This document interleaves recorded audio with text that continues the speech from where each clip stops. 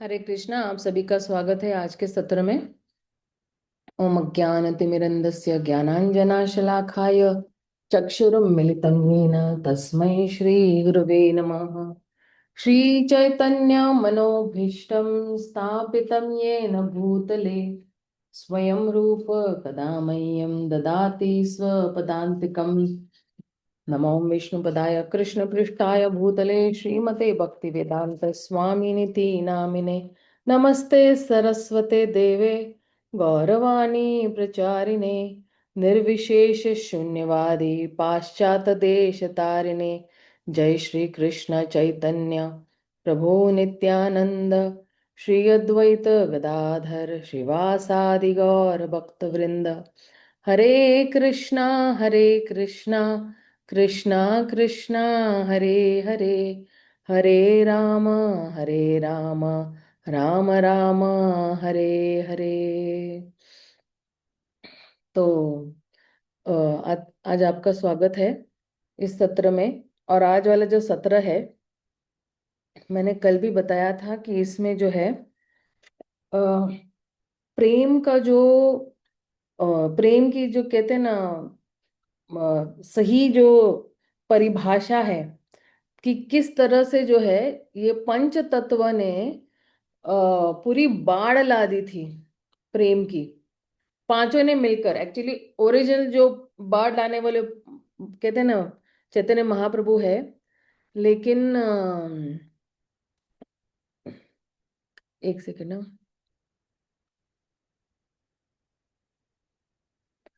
तो अ, प्रेम का जो कैसे कहते हैं ना उसको, जलवापन मतलब पूरा मतलब ऐसे ना क्या फूट के बाहर निकलता है। ये पंच तत्व ने एक्चुअली यही काम किया है। आइए हम जरा आगे बढ़ते हैं हमारे श्लोकों से, और आगे बढ़ते बढ़ते जो है इसका आस्वादन लेते हैं। सेई पंचतत्व मिली पृथ्वी आसिया, पूर्व प्रेम भंडारेर मुद्रा उगाड़िया। पाचे मिली लूटे प्रेम करे आस्वादने, यत यत पिए तृष्णा बाड़े अनुक्षणे। अनुवाद देखते हैं। कृष्ण के गुण दिव्य प्रेम के आगार माने जाते हैं। जब कृष्ण विद्यमान थे तब यह प्रेम का आगार निश्चय ही उनके साथ आया था, किंतु वो पूरी तरह से सील बंद था। जैसे कोई एनवेलप पे सील लगा होता है ना, या सिलाई लगी होती है, या फिर जो है पूरी तरह से बंद है कोई एक डब्बा जो इसका ढक्कन बंद हो जाता है, वैसे सील बंद। किंतु जब श्री चैतन्य महाप्रभु अपने पंच तत्व के संगियों के साथ आए तो उन्होंने दिव्य कृष्ण प्रेम का आस्वादन करने के लिए कृष्ण के दिव्य प्रेम आगार की सील तोड़कर उसे लूट लिया। वे जो जो उसका आस्वादन करते गए, त्यों तो और अधिक आस्वादन करने की उनकी तृष्णा बढ़ती गई।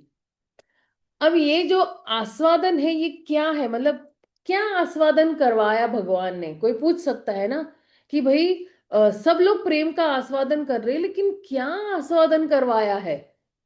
तो जो हरे कृष्ण महामंत्र है उस प्रेम का आस्वादन करवाया है। कृष्ण प्रेम का आस्वादन जो भगवान के नामों का दिव्य उच्चारण करके ही प्राप्त होता है।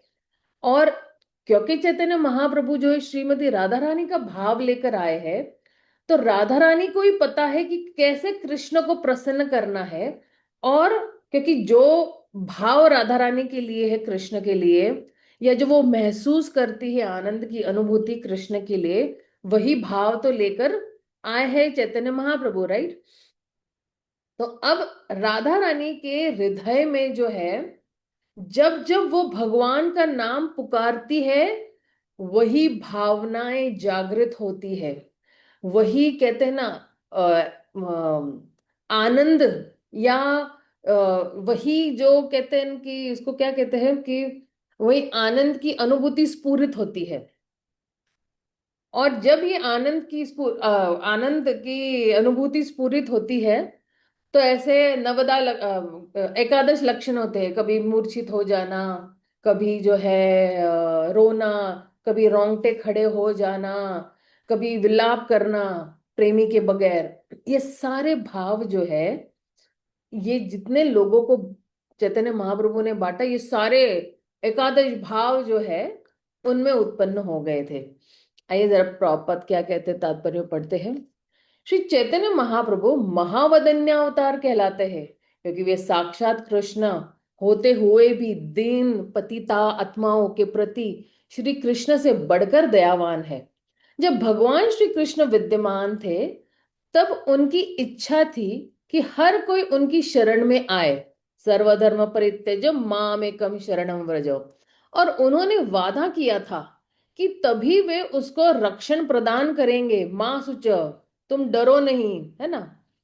किंतु जब श्री चैतन्य महाप्रभु अपने संगियों समेत इस पृथ्वी पर आए, तो उन्होंने भेदभाव त्याग कर दिव्य भगवत प्रेम का वितरण किया। अब यहाँ पे ये नहीं कह रहे तुम पहले मुझे शरणागत हो, फिर मैं तुम्हें सभी पापों से मुक्त करूंगा, तुम डरो नहीं, ऐसा नहीं किया। इसलिए श्री रूप गोस्वामी गए कि श्री चैतन्य महाप्रभु कृष्ण के अतिरिक्त अन्य कोई नहीं है। समझ गए कि श्री चैतन्य महाप्रभु कृष्ण के अतिरिक्त और अन्य कोई नहीं है, क्योंकि भगवान के अतिरिक्त ऐसा कौन होगा जो परम पुरुष के अंतरंग प्रेम का वितरण कर सके। तो भगवान ही अपने प्रेम का वितरण करेंगे ना, और तो कोई नहीं करेगा। जैसे मान लो कोई एक बहुत धनी मनी व्यक्ति है, राइट। तो धनी मनी व्यक्ति का नौकर तो उस धनी मनी व्यक्ति की दौलत तो नहीं लुटाएगा ना। धनी मनी व्यक्ति है, उसके पास अपनी दौलत है तो वो लुटाएगा ना। उसी तरह भगवान भी जो है अपने पास का जो प्रेम है, अंतरंग प्रेम है, उसका उन्होंने वितरण किया। जिसके पास जो चीज होगी वो वही वितरण करेगा, जिसके पास जो चीज नहीं होगी उसका वो वितरण कर ही नहीं सकता है। जैसे अगर मैं यहाँ पे किसी को भी पूछूं, ठीक है ना, अर्चना माता जी क्या आप मुझे BMW कार दे सकते हो, तो अर्चना माता जी बोलेगी नहीं नहीं मेरे पास ही BMW नहीं, मैं आपको कैसे दे सकती हूँ। तो उसके इसीलिए जिसके पास जो चीज होगी वही वो दे पाएगा। तो अब भगवान के पास जो है अंतरंग प्रेम है सभी जीवात्माओं के लिए, और वही प्रेम का वितरण जो है वो कर रहे हैं इस हरे कृष्ण महामंत्र के माध्यम से।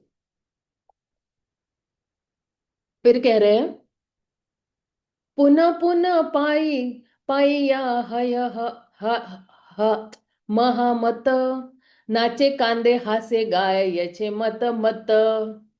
मद मत होकर गा रहे हैं।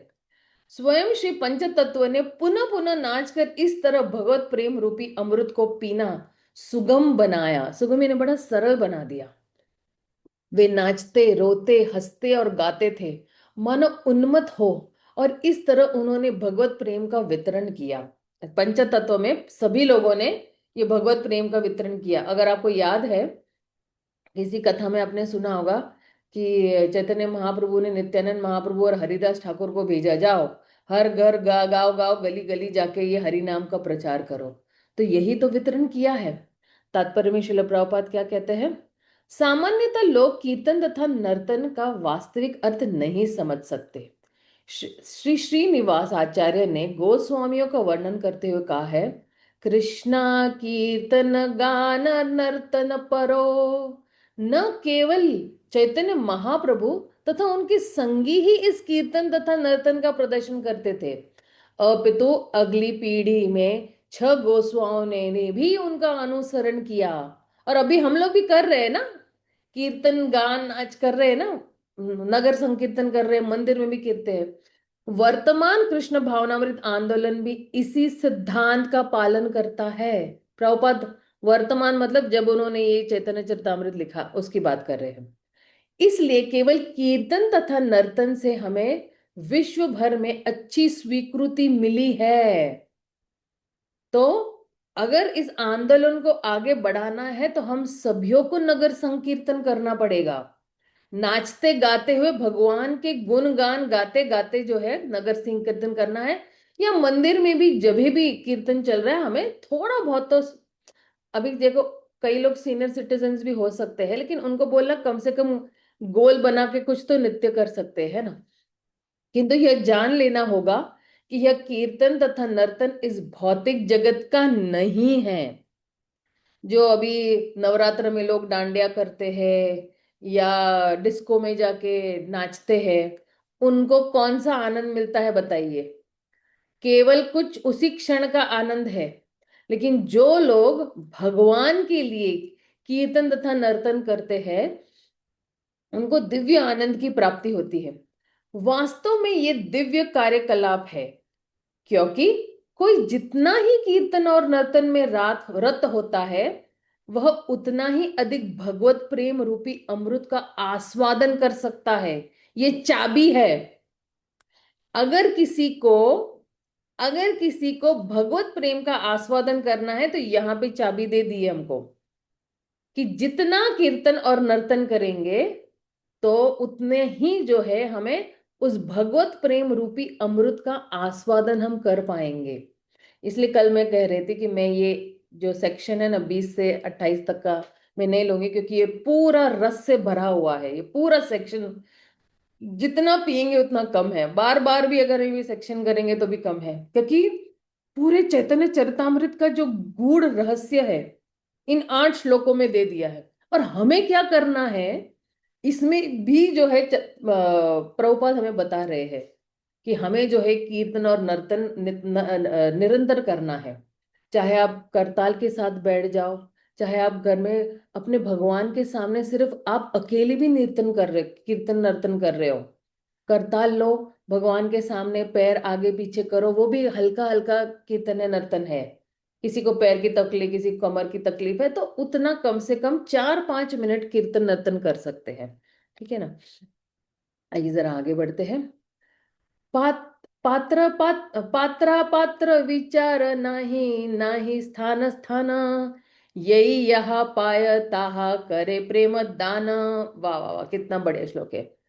भगवत प्रेम का वितरण करते समय श्री चैतन्य महाप्रभु तथा उनके संगियों ने कभी ये विचार नहीं किया कि कौन सुपात्र है और कौन नहीं है। इसका वितरण कहाँ किया जाए और कहाँ नहीं, उन्होंने कोई शर्त नहीं रखी। जहां कहीं भी अवसर मिला, पंच तत्व के सदस्यों ने भगवत प्रेम का वितरण किया। तात्पर्य पढ़ते हैं। कुछ ऐसे धूर्त है जो चैतन्य महाप्रभु के संदेश के विरुद्ध कृष्ण भावनामृत आंदोलन की आलोचना करते करते हुए कहते हैं कि इसने यूरोपियों तथा अमेरिको को ब्राह्मणों के रूप में सम्मिलित करके उन्हें संन्यास दीक्षा दी है। ये किसके बारे में टीका कर रहे बता? प्रभुपाद के बारे में टीका कर रहे हैं ये लोग, इसलिए धूर्त कह रहे हैं उनको। किंतु यहां पर हमें प्रामाणिक कथन प्राप्त होता है कि भगवत प्रेम के वितरण में यह विचार नहीं करना चाहिए कि पात्र यूरोपीय है, अमेरिकी है, हिंदू है या मुसलमान इत्यादि। अभी देखना ना, अपने पाकिस्तान में भी करीबन कितने सारे भक्त है पता है क्या? 7-8 हजार से ज्यादा भक्त है हमारे पाकिस्तान में। और उन्होंने जन्माष्टमी क्या धूमधाम से मनाई है। उसका वीडियो अगर मुझे मिलता है तो मैं भेजती हूँ आप लोगों को। क्या धूमधाम से उन्होंने पूरा ग्राउंड वाउंड लेकर इतना मस्त नगर कीर्तन करते हुए स्टेज वेज बनाया, और सब लोग भगवान को जो है दिया जला रहे हैं। और एक साथ, जो हम लोग कभी कार्तिक में देखते हो ना, वैसा सब लोगों ने एक साथ 12 बजे दिया जलाया है भगवान के लिए, सोचिए। और ऐसा कीर्तन इतना भव्य। और कब ये हो रहा है? जब इंडिया पाकिस्तान का इतना अभी भी युद्ध चल रहा है, तभी भी जो है हमारे पाकिस्तानी जो भाई है, वो भगवान कृष्ण को प्रसन्न करने की कोशिश कर रहे हैं। कृष्ण भावनामृत आंदोलन का प्रसार जहां कहीं भी संभव हो करना चाहिए, और उन सभी लोगों को स्वीकार कर लेना चाहिए जो इस प्रकार ब्राह्मणों, हिंदू या भारतीयों से भी बढ़कर वैष्णव बन जाते हैं।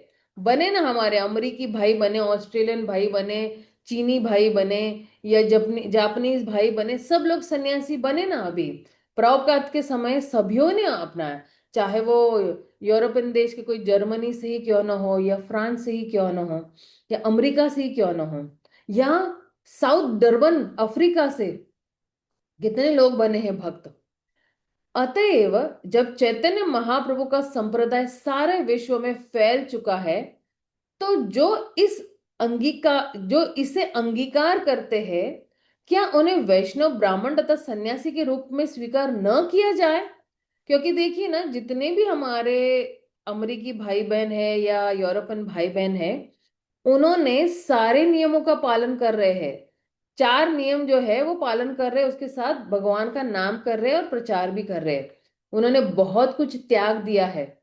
अभी भारत में ना हमारे लिए बड़ा आसान हो जाता है बहुत सारी चीजें त्यागना, प्याज लहसुन त्यागना, चाय कॉफी नहीं पीना। लेकिन वहां तो ठंडी का प्रदेश है। रशिया में अगर हम जाएंगे ना, वहां पे दो या तीन ही आइटम खाने को मिलते हैं, या तो ब्रेड मिलेगा, या तो आलू मिलेगा, या तो चाय मिलेगी। बाकी रशिया में 9 महीने जो है सिर्फ बर्फ पड़ती है। सिर्फ 3 महीने जो है वो बर्फ बिल्कुल, कहते हैं ना कि सिर्फ पिघल जाती है, लेकिन ठंड तो रहती ही रहती है। उसमें क्या ये लोग उगाएंगे और क्या खाएंगे? तो बहुत विपरीत परिस्थिति में जो है ना, रशिया के भक्त भक्ति कर रहे हैं। अब उसमें भी इन लोगों ने अपने सारे जितना भी नॉनवेज, क्योंकि वहां पे नॉनवेज बहुत चलता है, ये सब त्याग दिया है। सब कुछ त्याग कर जो है वो भगवान की भक्ति करने में जुटे हुए हैं। और आप यकीन नहीं मानोगे, आपके रोंगटे खड़े हो जाएंगे जब आप ये कथाएं सुनोगे, कि ये कथा मेरे आंखों के सामने हुई है। रशिया के जो भक्त है ना, उनको अगर कार्तिक की यात्रा करने आना है ना, तो वो सिर्फ 1 महीने की ब्रजमंडल परिक्रमा के लिए वो अपना घर बेचकर आते हैं, सिर्फ परिक्रमा अटेंड करने के लिए। उसके बाद उनको कोई फिक्र नहीं है कि मैं घर वापस कैसे लौटूंगा भारत से रशिया, और उसके बाद मेरे जीवन का निर्वाह कैसे होने वाला है। तो एक बार ऐसे ही हुआ था, एक माता जी आई हुई थी रशिया से, उसने अपना पूरा घर बार बेच के आगे परिक्रमा के लिए। फिर महाराज के सामने वो आई थी और उसने अपना प्रस्ताव रखा था कि मैंने सारा घर बार बेच दिया और फिर मैं आई हूँ, और ऐसा ऐसा है। तो महाराज ने उसको जाने के लिए लक्ष्मी भी दिया, और 3-4 महीने जो है उसका जीवन का निर्वाह उसके लिए भी जो है कुछ लक्ष्मी अपने शिष्यों के माध्यम से दिया। तो आप सोचिए कि ये जो रशियन डिवोटीज कोई गोपियों से कम थोड़ी ना है। घर बार सब कुछ छोड़ के आ गई वृंदावन, कृष्ण की दीवानी होके। कोई छोड़ता है क्या इस तरह से? तो आप सोचिए क्या उच्च स्तर का इन लोगों की भक्ति होगी, कि पैसे नहीं है, कंगाल है, सब कुछ बेच बूझ कर आ गए। जो है, मुझे एक्चुअली ये कथा इतनी प्रभावित करती है। क्यों? क्योंकि मैं सोचती हूँ, क्या अगर मैं इनकी जगह होती तो मैं कभी ना करती ये। शायद मुझे 20 साल लग जाते सिर्फ वृंदावन के दर्शन करते हुए, कि सोचेगा कौन जाएगा देखते, इधर ही सब कुछ हो रहा है। लेकिन नहीं, सब कुछ बेच बाच कर आए ये लोग। तो ये है चमत्कार, भगवत प्रेम का चमत्कार यही है। ऐसे मूर्खतापूर्ण तर्क कभी कभी ईर्ष्यालु धूर्ति द्वारा उठाए जाते हैं, जो भक्तों से ईर्ष्या करते हैं, जो भगवान से ईर्ष्या करते हैं। किंतु कृष्ण भावना भावित भक्ति इनकी थोड़ी सी भी परवाह नहीं करते। हम लोग नहीं परवाह करते, तुम टिकाए करते रहो, हम अपना काम करते रहेंगे। हम तो पंचतत्व द्वारा नियत सिद्धांतों का दृढ़ता से पालन करते हैं। प्रभुपाद ये कहते हैं, लुटिया खाइया दिया भंडार उजाड़े, आश्चर्य भंडार प्रेम शतगुण बाड़े।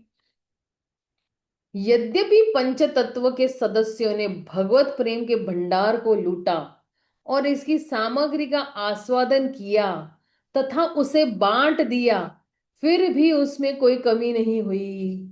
क्योंकि ओम पूर्णमदम पूर्णमिदम पूर्णात् पूर्णमुदच्यते पूर्णस्य पूर्णमादाय पूर्णमेवावशिष्यते। क्योंकि यह अद्भुत भंडार इतना भरा हुआ है, भरा पूरा है, कि जो जो प्रेम का वितरण किया जाता है, त्यों त्यों इसकी आपूर्ति सैकड़ों गुना बढ़ती जाती है।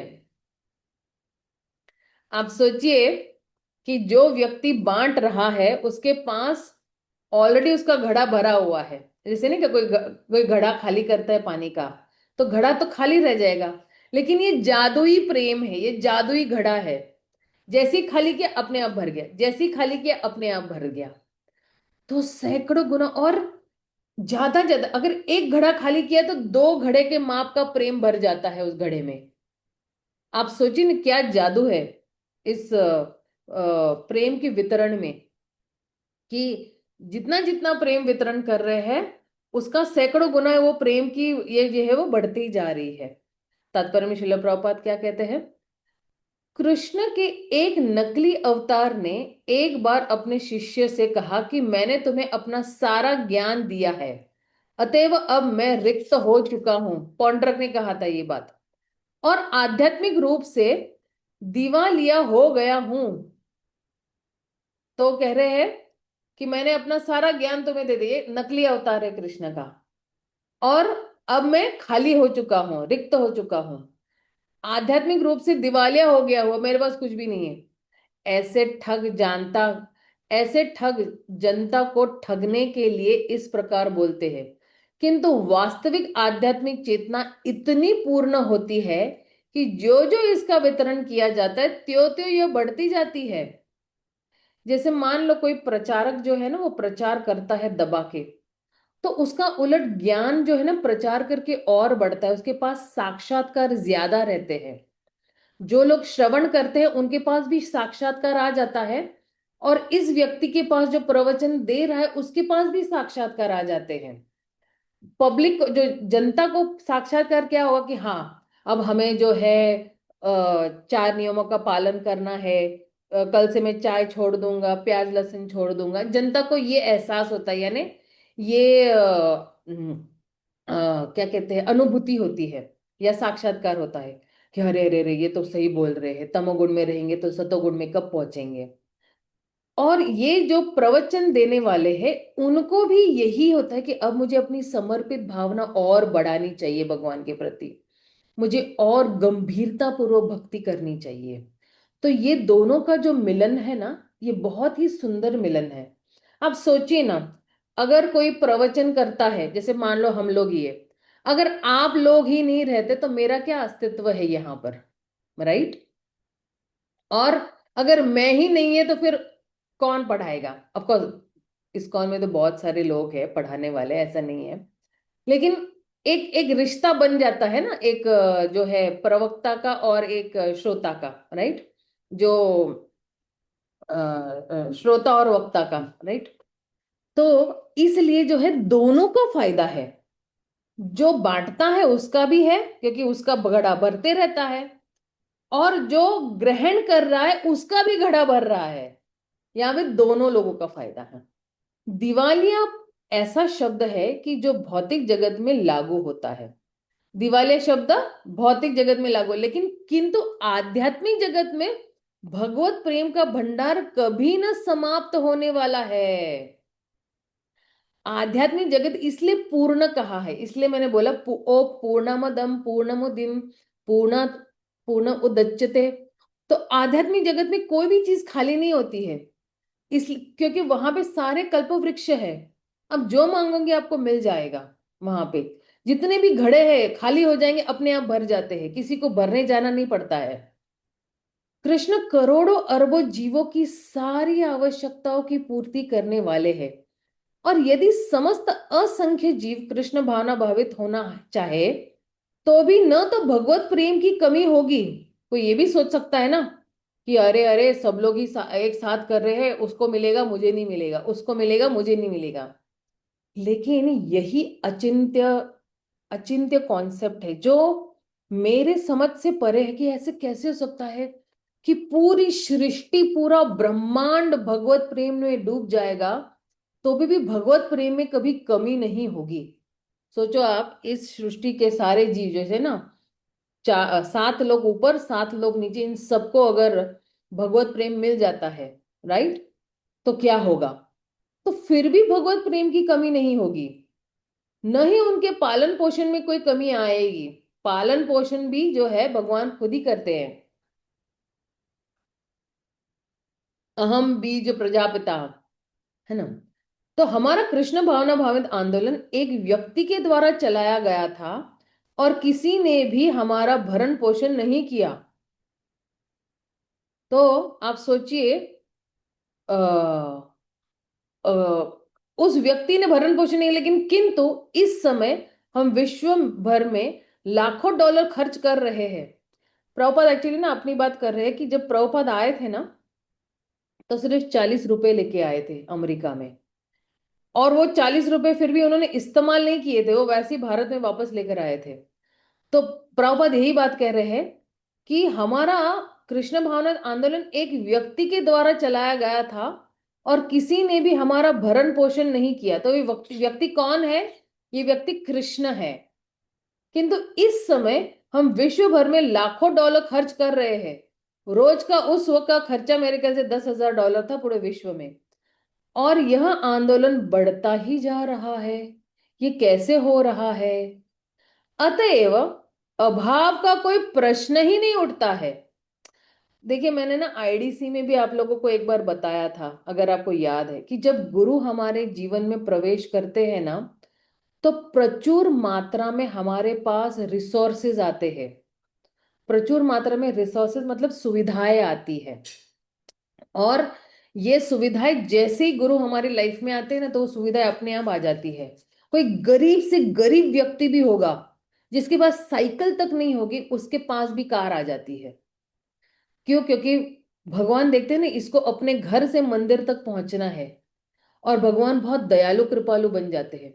अब आप यकीन नहीं मानोगे, हमारे यहाँ पे कम्युनिटी में आज की डेट में कोई सब्जी वाला, वो अभी इतना अमीर हो गया है, हाँ, कि उसके पास अपनी खुद की 4 चक्के की गाड़ी है।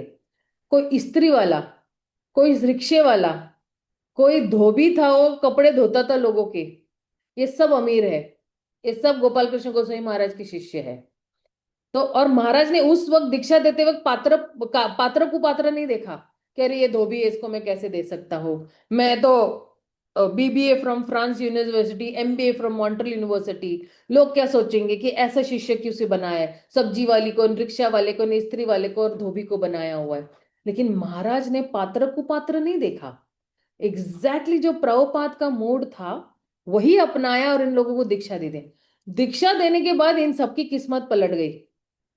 तो इसलिए प्रभुपाद कहते हैं, अतएव अभाव का कोई प्रश्न ही नहीं उठता है। जो व्यक्ति भक्ति करना चाहिए, भगवान जो है, गुरु जो है, सारी सुविधाएं प्रदान करते हैं।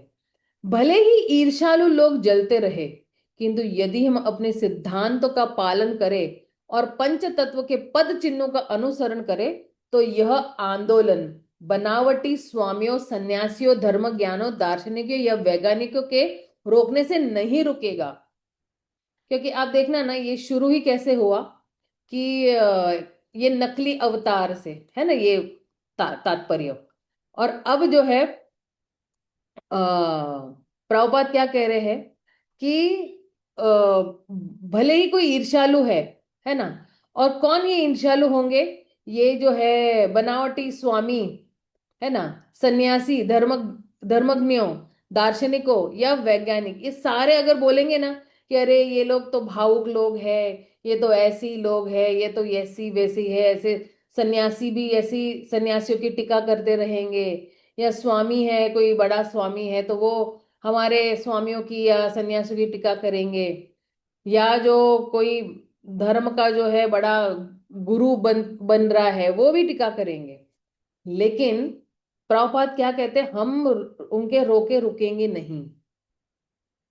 क्योंकि ये हमारा जो आंदोलन है, ये समस्त भौतिक प्रभावों से परे है।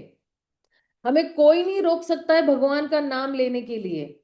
हमारी जबान है, हम खुद जो भी करना चाहे हम करेंगे, और अनुभूति भी आपको खुद ही मिलेगी।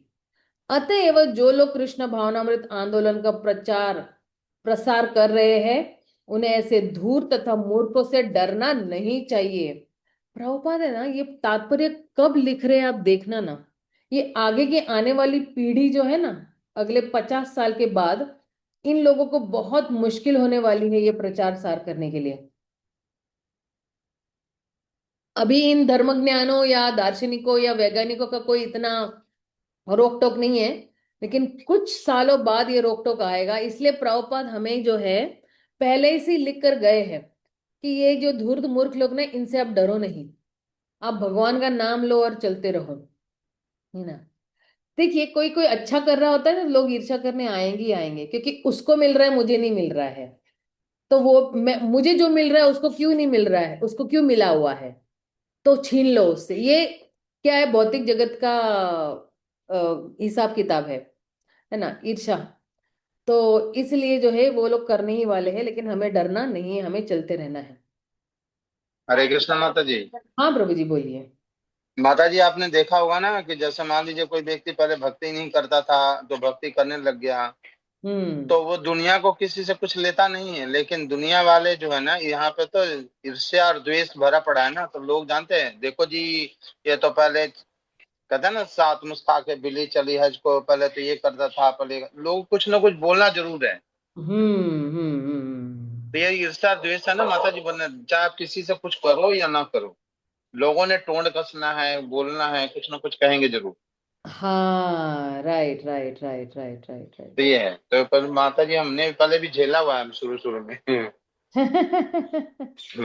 तो ये है। तो इसलिए जो है कह रहे हैं यहाँ पे कि जो है हमें डरना बिल्कुल नहीं है, हमें बस अपना डट के आगे बढ़ते जाना है। अच्छा अगला श्लोक लेते हैं हम लोग। उच्छलिल प्रेम वन्य चौदिके वेडाय स्त्री वृद्ध बालक नो नोवा सबारे डुबाय। भगवत रंगी बाढ़ से सारी दिशाएं आवला आप्लावित होने लगी। ये आप्लावित क्या है, एक सेकेंड ना। ओवरफ्लो माता जी। हाँ ओवरफ्लो राइट, होने लगी, और इस तरह से युवक वृद्ध स्त्रियां तथा बच्चे उस बाढ़ में डूबने लगे। देखो ना, प्रेम का घड़ा अगर भर जाता है तो फिर वो छलकने ही वाला है ना।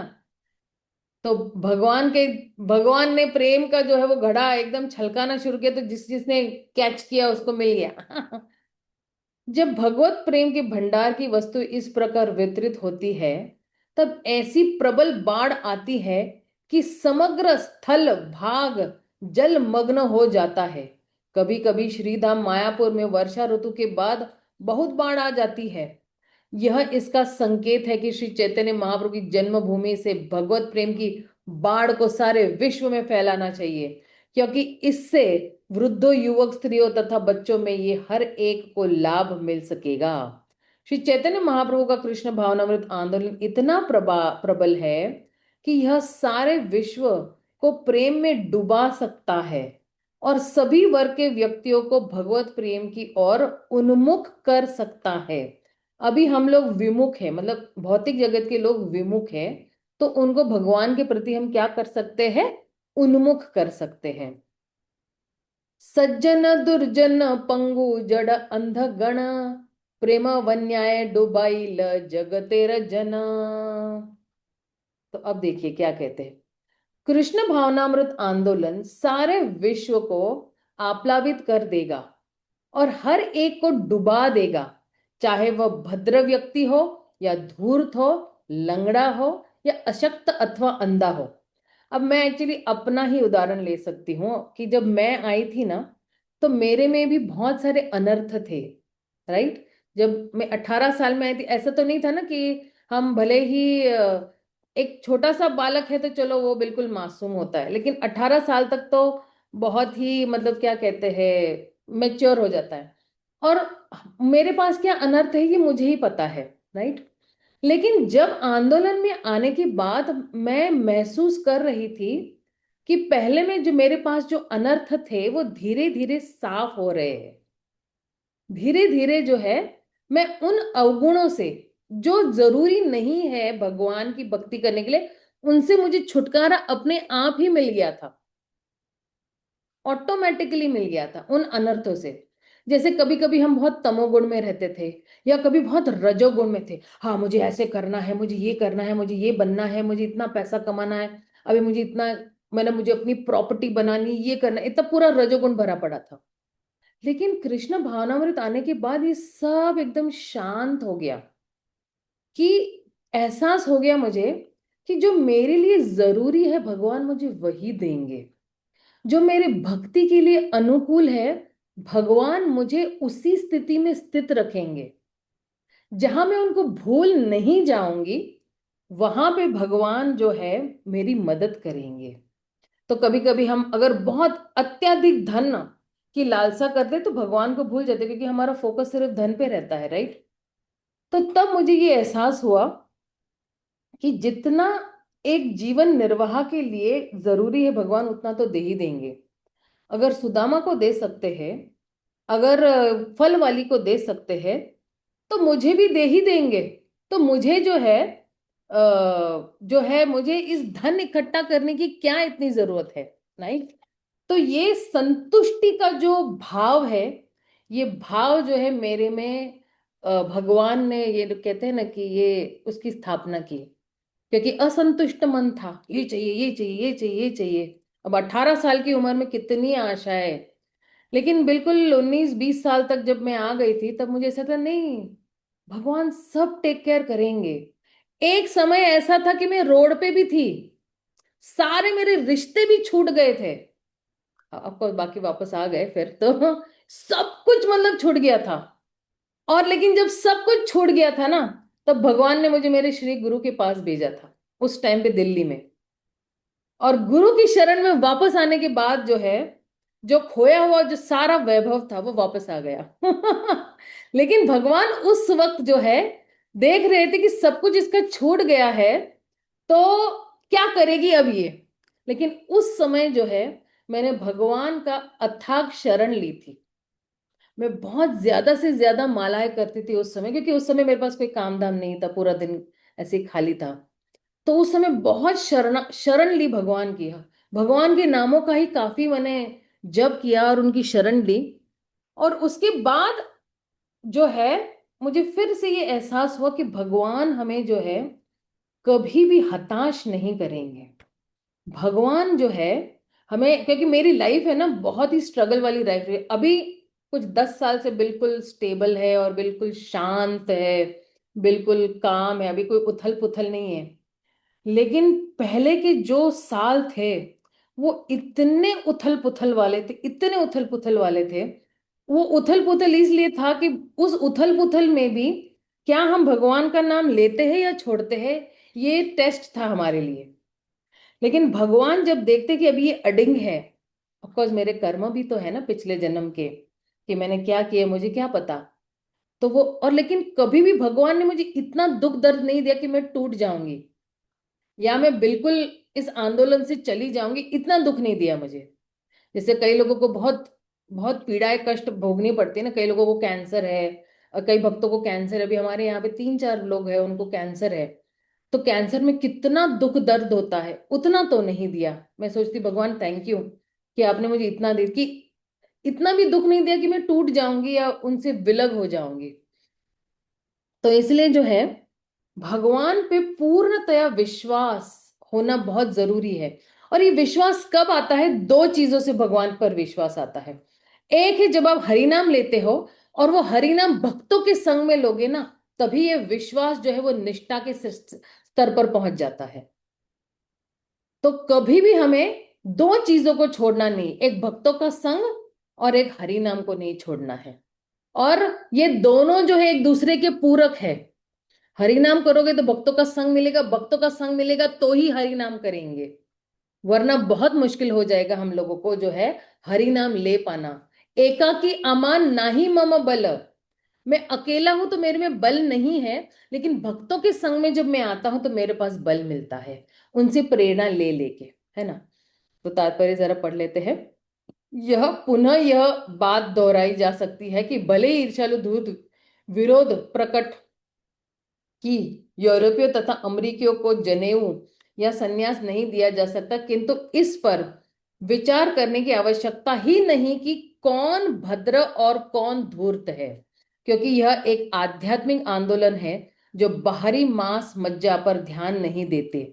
यह पंच तत्व के निर्देश के अनुसार समुचित रीति से चलाया जा रहा है और इनमें विधि विधानों का कड़ाई से पालन होता है, और अतएव इसे बाह्य अवरोधों से कुछ भी लेना देना नहीं है। बाहर से कितना भी लोग जो है हमारे खिलाफ चले जाए। फिर ये जो है ये दो श्लोक को पूरा कर लेते हैं क्योंकि ये पूरा सेक्शन फिर खत्म हो जाएगा। जगत डूबिल जीवेर हैल बीज नाश, ताहा देखी पाच जनेर परम उल्लास। जब पंचतत्व के 5 सदस्यों ने देखा कि सारा संसार भगवत प्रेम में डूब चुका है और जीवों में भौतिक भोग का बीज पूरी तरह से नष्ट हो चुका है, तो वे सभी अत्यधिक प्रसन्न हुए।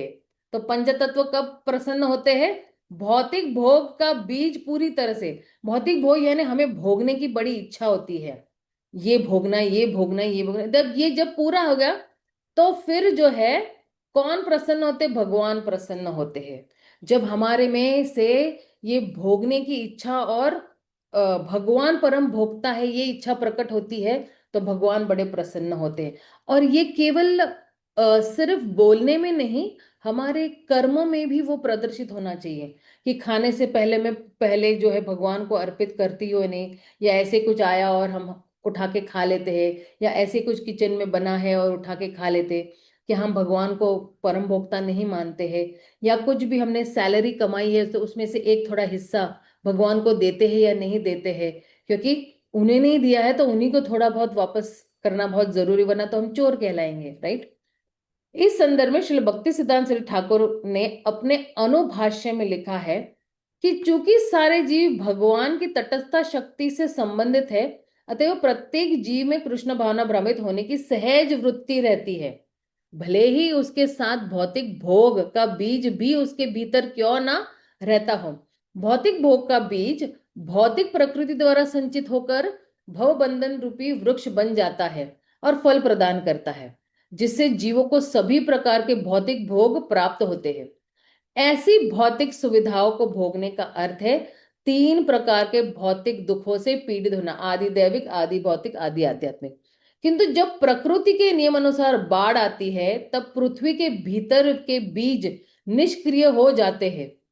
इसी प्रकार, इसी प्रकार, ये बहुत इंपॉर्टेंट लाइन है, इसी प्रकार जब भगवत प्रेम की बाढ़ सारे विश्व में परिव्याप्त हो जाती है, तो भौतिक भोग के बीज शक्तिहीन हो जाते हैं। इस प्रकार कृष्ण भावना अमृत आंदोलन जितना अधिक फैलता है, भौतिक भोगों की इच्छा उतनी ही घटती जाती है। तो जितना आप भगवान का नाम लेते हो, संकीर्तन में नित्य करते हो, उतना हमारी भौतिक इच्छाएं जो है वो खत्म हो जाती है। कृष्ण भावनामृत आंदोलन की वृद्धि के साथ ही भौतिक भोग का बीज स्वतः शक्तिहीन हो जाता है। जितना जितना आप में भगवान के लिए प्रेम उमड़ते जाता है, उतना उतना ये जो भौतिक भोग, ये ना दोनों कहते हैं ना कि जिस जिस मात्रा में आपके पास जो है बहुत कृष्ण भावनामृत होगा ना, उसी उसी मात्रा में आपको भौतिक भोग भोगने की इच्छा ही नहीं होगी, राइट। और ये शक्तिहीन हो जाता है। जो लोग कृष्ण भावना आंदोलन को भगवान चैतन्य की कृपा से विश्व भर में फैलता देखकर ईर्ष्या करते हैं, उन्हें चाहिए कि वे प्रसन्न हो, जैसा कि यहाँ पर परम उल्लास शब्द द्वारा सूचित होता है। परम उल्लास मतलब पूरा पूरी हाइट्स पे जाता है ना वो हमारा आनंद, उसको परम उल्लास कहते हैं। किंतु कनिष्ठ अधिकारी या प्राकृतिक भक्त, ऐसा भौतिकवादी भक्त जो आध्यात्मिक ज्ञान में उन्नत नहीं है, उनके उन होने के कारण ही वे प्रसन्न होने के स्थान पर ईर्ष्या करते हैं। इसलिए वे कृष्ण भावनामृत आंदोलन में दोष निकालते रहते हैं। फिर भी श्रीमद प्रबोधानंद सरस्वती अपने ग्रंथ चैतन्य चरितामृत में लिखते हैं कि भगवान चैतन्य श्री कृष्ण के कृष्ण भावनामृत आंदोलन से प्रभावित होने पर भौतिकवादी लोग अपनी अपनी पत्नी तथा बच्चों के बारे में बोलना त्याग देते हैं। तथाकथित विद्वान वैदिक साहित्य का उबाऊ अध्ययन त्याग देते हैं। योगी अपना अव्यवहारिक योगाभ्यास त्याग देते हैं। तपस्वी अपनी कठोर तपस्या त्याग देते हैं और सन्यासी सांख्य दर्शन का अध्ययन करना त्याग देते हैं। इस तरह वे सभी भगवान चैतन्य की भक्ति योग की विधियों के प्रति आकृष्ट हो जाते हैं और कृष्ण भावनामृत से बढ़कर अन्य किसी रस का आस्वादन नहीं कर पाते। जिसके कानों में भगवान का नाम एक बार जाता है ना, तो ये सब अपना अपना त्याग देते हैं। हाँ, अब ये लास्ट है, फिर हम लोग बंद कर देते हैं। यहाँ पे जरा आज विलम्ब हो गया, लेकिन ये लास्ट वाला बड़ा जरा बढ़िया है। यत यत प्रेम वृष्टि करे पंचजने, तत तत बाड़े जल व्यापे त्रिभुवने। पंच तत्व के पांच सदस्य भगवत प्रेम की जितनी अधिक वृष्टि करते हैं, उतनी अधिक बाढ़ बढ़ती जाती है और वह सारे विश्व में व्यापित हो जाती है। कृष्ण भावनामृत आंदोलन न तो रूढ़िवादी है, न निष्क्रिय।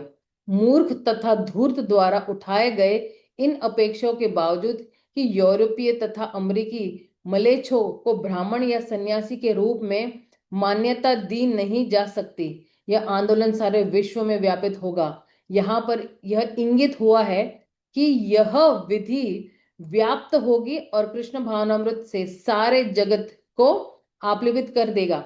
अब देखिए, जब ये श्लोक कौन कह रहे हैं? ये श्लोक कृष्णदास कविराज गोस्वामी स्वतः कह रहे हैं।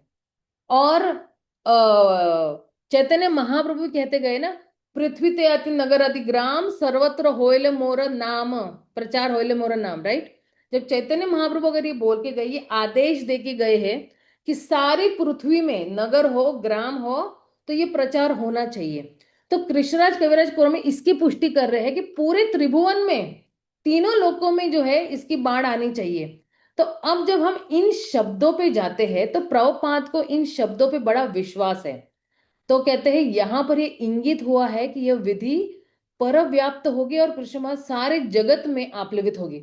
तो कृष्ण प्रभुपाद को एक तो जो हमारे पूर्ववर्ती आचार्य उनके शब्दों पे जो है वो विश्वास था, फिर उनके जो पार्षद है उन पे विश्वास था, और खुद चैतन्य महाप्रभु को भी विश्वास था कि अगर चैतन्य महाप्रभु कहते हैं कि सारे पूरे पृथ्वी में ये भगवत प्रेम की बाढ़ आएगी, मतलब डेफिनेटली आएगी ही आएगी, है ना।